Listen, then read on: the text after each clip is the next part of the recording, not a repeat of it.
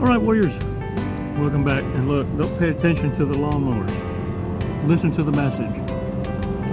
Let's see if I can get you to stop focusing and start focusing. Because distractions like that are going to be what narcissists use to kind of keep you juggling in the mind fuck. Oh, you just heard things. Because there's a lot of white noise. I need you to start learning to penetrate through white noise and dial in.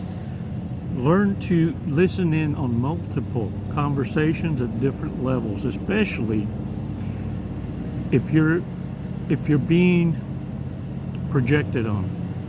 When you have a shapeshifter in front of you, you know the kind that can turn into someone that's involved in religion, politics, or a yuppie, geeky, or the athlete, the fraternity, the sorority, because these are shapeshifters, skinwalkers. When you know there's one in front of you that understands something, they're eavesdropping on the conversation or observing, like a recon, and that's why they're in front of you, entertaining an audience with you. And so what you need to understand is, look, you didn't know you knew sign language, but you do. Look. I'm going to show you something. Mírame.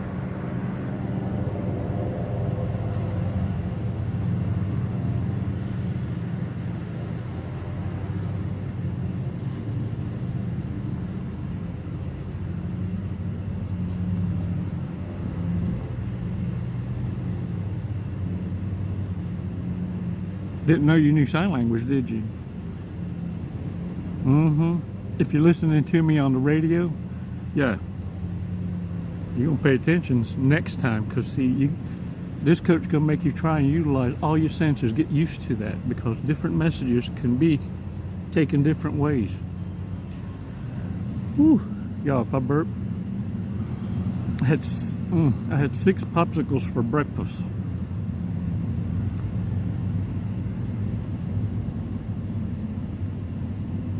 If I tell you a duck dips enough, you better look under its wing. Okay, look.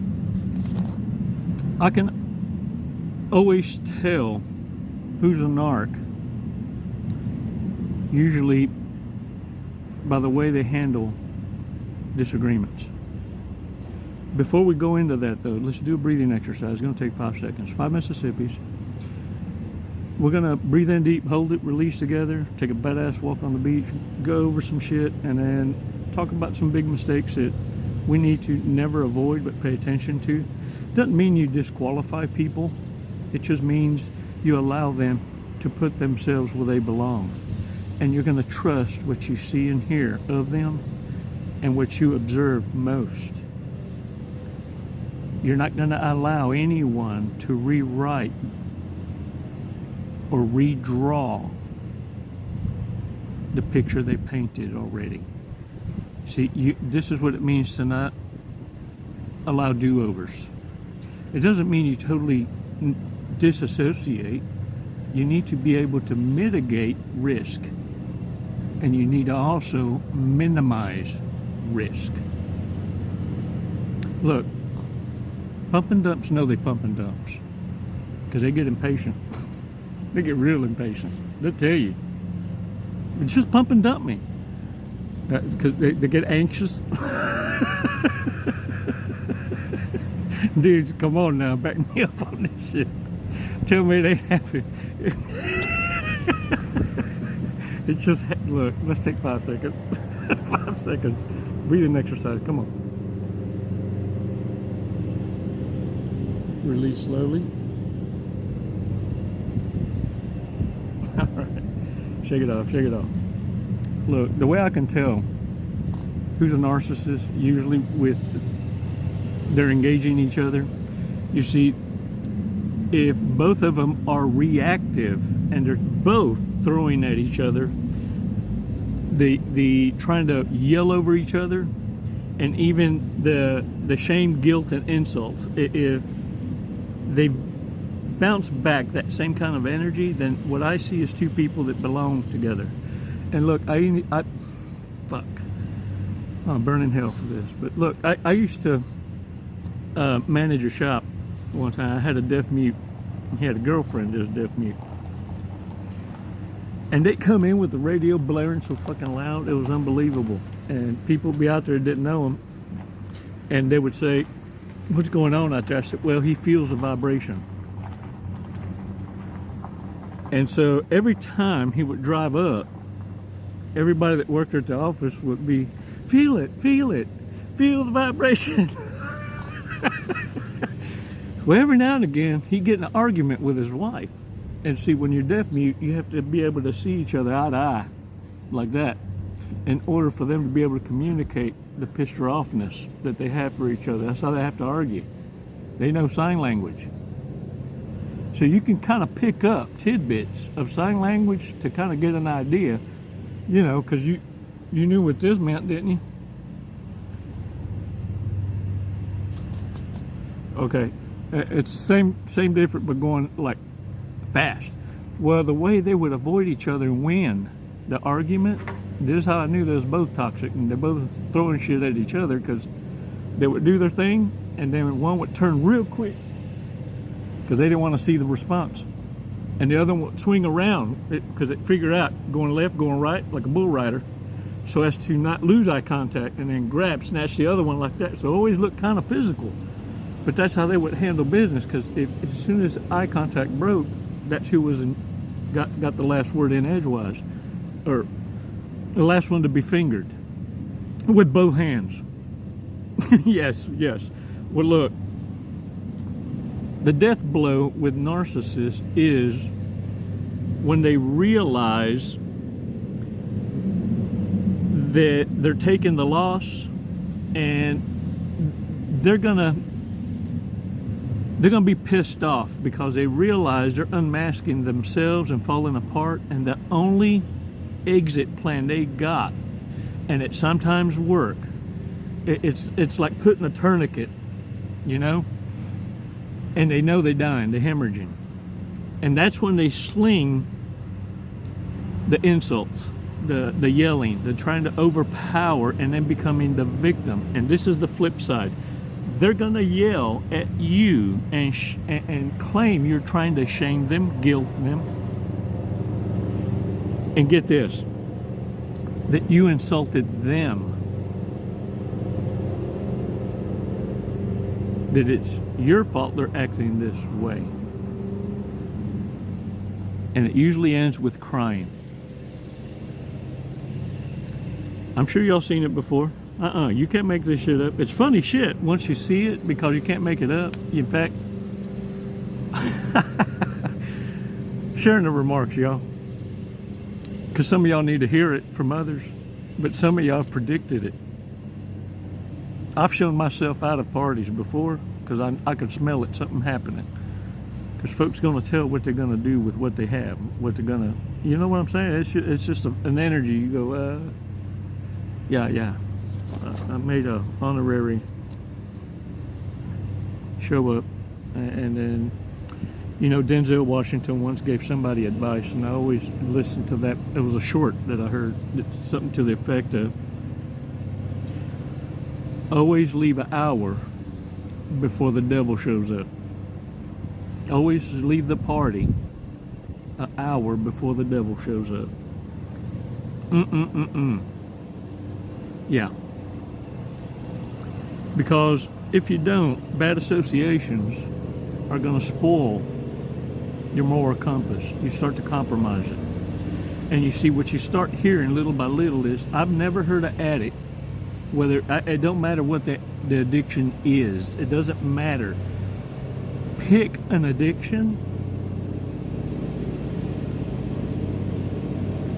and the narcissist is always going to blame it on the last relationship that they had. It's their fault they made me this way. Warriors, accountability eludes the narcissist. Because let me tell you what I hear. You ready for this? Put your coffee down. I said put your fucking coffee down. Look. No Don't pay attention to that. Don't pay attention to that lawnmower. Look, Nita, look. You know that? Yeah, you know sign language. My eyes up here though. Look, that's like trying to convince you. This is going warrior mode. Balance. Fuck this hive mentality. Bullshit. Through a warrior's insight, when you hear narcissists talking shit about someone made me do it, because that's pretty much the blah blahs, what you should be hearing is, oh, the fork made you fat.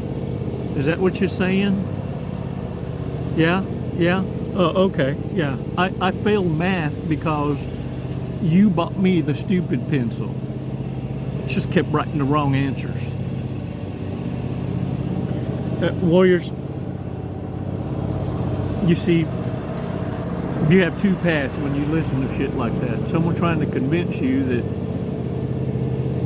accept them for who they are. Now, a warrior now, at this point, you know the truth because they don't lie to you. This is what you hear. Because that's your logical. Linda, listen, Linda, are you listening to me or the lawnmowers? Listen. See, that's a little shit right there. If you go to listening to that little dick, what you're hearing is well, okay, that's a hit it and quit it. I got this. Because when you already know the damn truth, you didn't know. I didn't know no better. You're either going to do right or not do right. Only you know your own personal report card. I ain't saying that I'm an angel. Oh no. You betcha. Look, let's not get it twisted. Ooh, God's made some beautiful specimens for sure. Look, you got to be something wrong, not to. Yeah, look. Did you know? Let's get come back, Sean. I'm gonna share something with you, and I need you to get your pen and paper, okay? Because I need you to understand how serious this is and how technology, because of the advancement of information and how things are just in time nowadays, and I need you to start taking advantage of it, okay? Make this a lifestyle. Make it immediate. Now, while I'm talking, go get your pen and paper. All right? Now, did you know that you can freeze your credit and unfreeze it whenever you need it, just in time? Like if you want to apply for a credit card, you can unfreeze it. And then after the credit card approves, then you can freeze it again. You can use it when you need it. This does not count against you, and nor does it delete or eliminate the ability for creditors that you already are in business with to report. If you're in great standing, your score maintains and improves. But what it does do is it doesn't allow for others to steal your identity and use your credit rating to piggyback off of you without you knowing it. You see, this is something that's preventative. It's something that can be done, but for whatever reason, you deem it not worth your time. Doing background checks costs you about what it costs for a cup of coffee for that service for a month. I venture to say you do a thorough background check on a job interview before you even go to the interview. You rehearse. But when it comes to life choices, life-changing decisions, you're okay functioning on 75% feelings and emotions, 25% logic, which is only considered after the fact.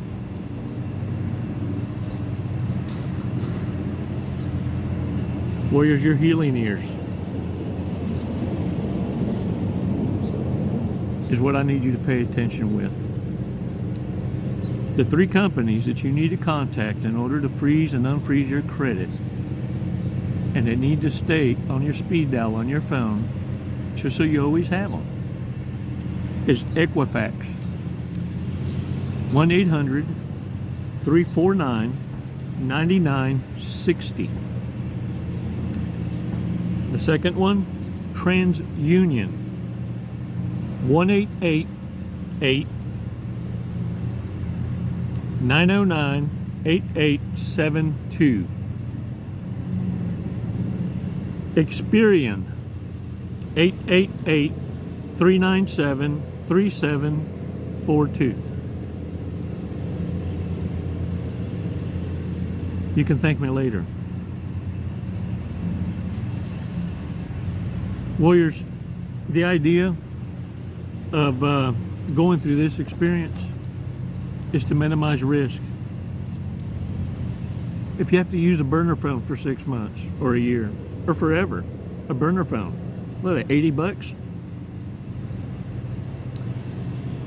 Get you a burner phone. That's what you use for all calls, business, all these other calls. Your personal phone, your main phone, the one you don't want ever hacked, yeah, that one's only used for outgoing calls, the ones that matter to you. Yeah.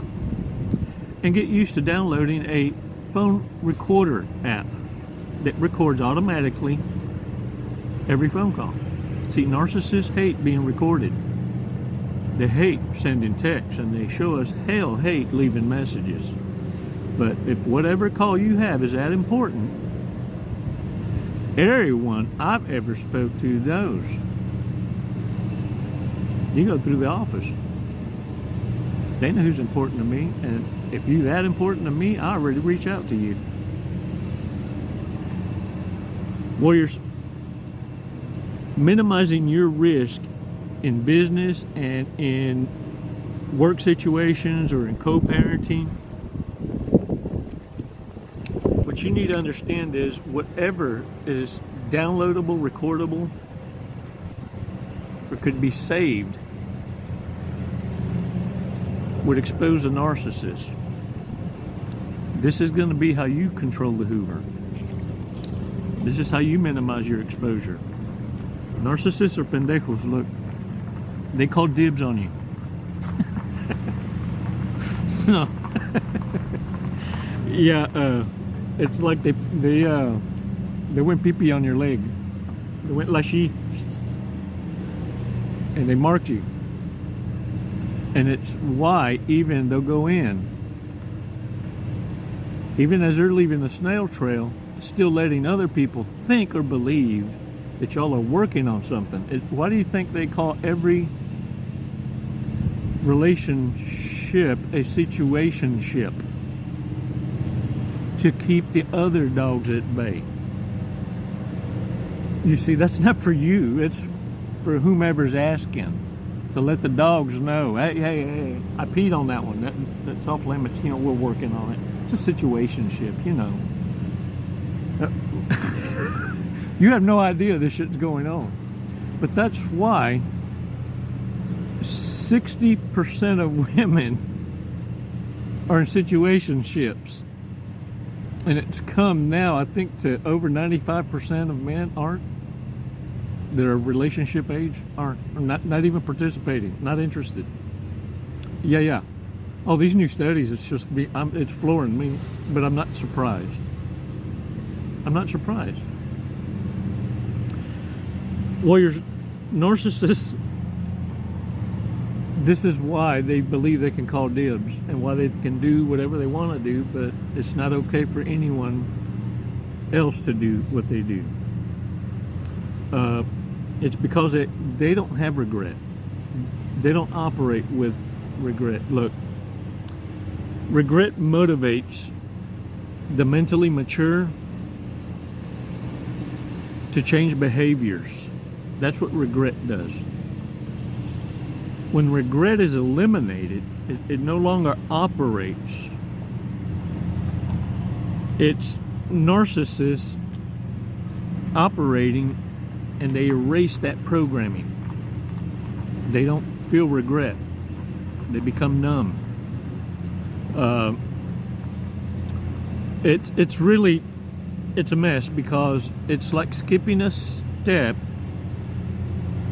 in the evolutionary cycle of having mental maturity and mental awareness and self-awareness, and to experience emotion with balance, allowing emotion for self-growth and changed behavior. Narcissists suffer from this arrested development by choice. Choice is compounded with interest. And it's why you'll always even see them on YouTube channels and shorts and shit talking about how they have no regrets. They don't care. They got the bag. They're the ones going to the bank. Yeah. You see, they removed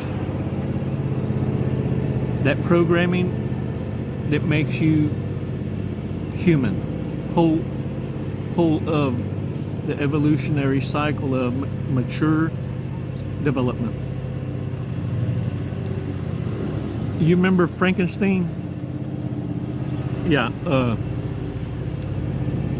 that guy with the hump. And Frankenstein looks at him and says, "Hey, Igor, why is your hump on the left side and not the right? It was on the right yesterday." And Igor looked at him, "What hump?" And Frankenstein said, "Oh, snap. Look, go get me a brain. We're going to light this boy up. Go to the warehouse closet over there and get me a brain. The name of the brain is normal." Igor hauls ass to that damn closet, grabs that brain, looks at it. Ah, yes. Drops the jar.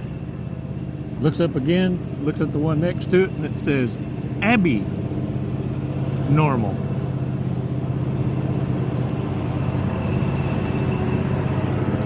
Yeah, you see, this is what happens when narcissists are driving and giving each other advice. And thank goodness they didn't care enough about you. They didn't give two shits about you enough to give you consideration when it came to immediate gratification. Thank goodness they fall short and step on their own dicks. Yeah. Or they end up with an itchy monkey. Something resembles a pit bull, got its snout stuck in a jar of mayonnaise. You know, that frothy? It's a pump and dump. These are people that now, listen to me, look at me. Mira.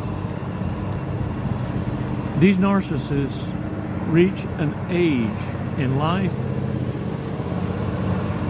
where they're okay with being your side chick or your kept man. Narcissists cater to each other. They call themselves sugar daddies, sugar mamas. And they treat whoever it is that's accepted that lifestyle like shit. It's like some get back or something. Strange things that happen. Oh, don't take my word for it. Look at it on YouTube. Big mistakes, warriors. This is why we need to pay attention. We need to hear it every now and again, more often than not sometimes. Go back, look at the video library. And look, as you're maturing in your understanding, in your walk, and some of this vernacular starts to rub off a little, you're going to go back with healing ears and pay attention more differently, and it sounds more delicious. And the more you start winning the little battles in observation and avoiding what you predicted and it happening, and you're going, wow. The more relaxed you're going to be, the more you're going to be able to absorb. And now you're going to absorb golden nuggets that, look, it's not that you're excited to apply it. You're not. You're just glad to know and have the knowledge. and you're not afraid to operate it because you never tried it, because you tried so many other times, that your freedom is knowing it can't fail. They ain't shit, they ain't been shared by others. It hasn't worked yet. The power of no. The power of trusting that people tell you who they are the first time, and not giving them the benefit to repaint the picture they painted. Can I get a what? Or at least know it's a pump and dump. Hit it, quit it. Right? Yeah. Alright. Come on, big mistakes. Believes that everyone is single until they are married. For real? No. Look. Marriage is going to be something that, it's unavoidable. It's extinct. It's extinct. Moved to this state because marijuana was just legalized. Can I get a what? When you look at them through rose-colored glasses, all the red flags just look like flags. Best friend's ex. Damn it, man.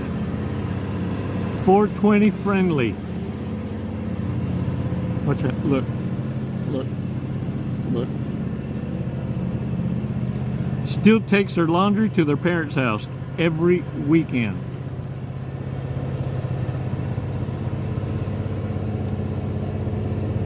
Actually not funny, just mean, and people think they're joking.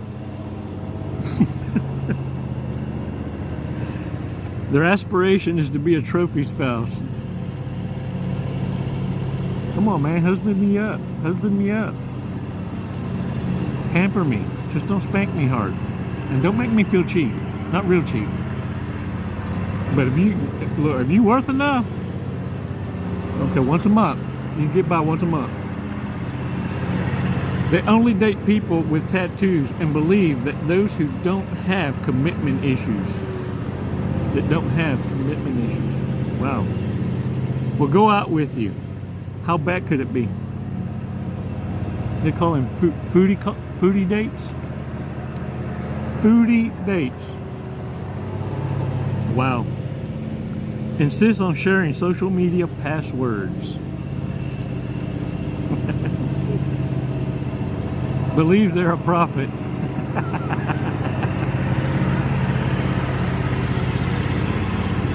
1,440 minutes in a day. 150 selfies taken. Wow. All right, warriors. Thanks for your support. And look, glove box cookie. This is a good glove box cookie. That's what I'm saying. Let's see what the glove box cookie reads today.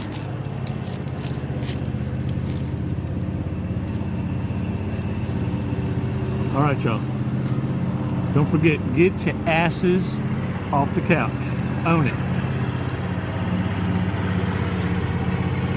You got to try it to appreciate it. And you got to hit it head on once in a while. It says practice makes perfect. Practice makes perfect. Shit, I don't know if y'all can see that or not. I hope so. But anyway, pretty cool. Thanks for joining me today. And look, stop being so fucking hard on yourself. You can't want something more than someone wants it. You can't force it. Your test is, can you walk away? Their test is how much they can get away with.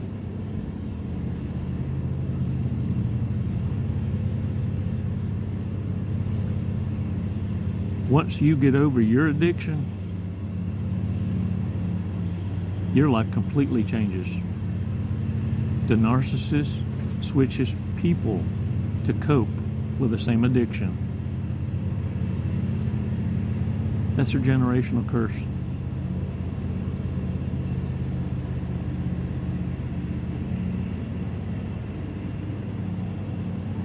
They're hooked on 50 shades of fucked up, and they need to re-experience it. Look, if you had their addictions and your mental awareness, wouldn't you do it to survive? Wouldn't you? Who were you? It's never goodbye, warriors. Always until next time. Namaste.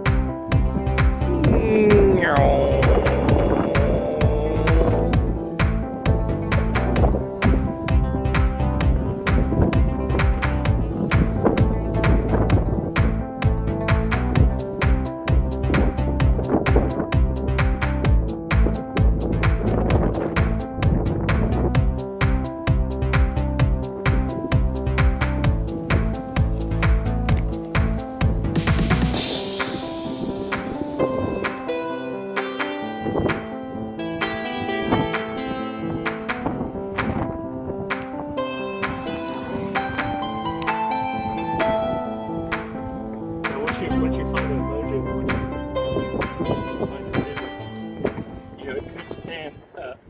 it could stand to be like a little more faster. I'm just saying, I'm getting more braver. So exciting, isn't it?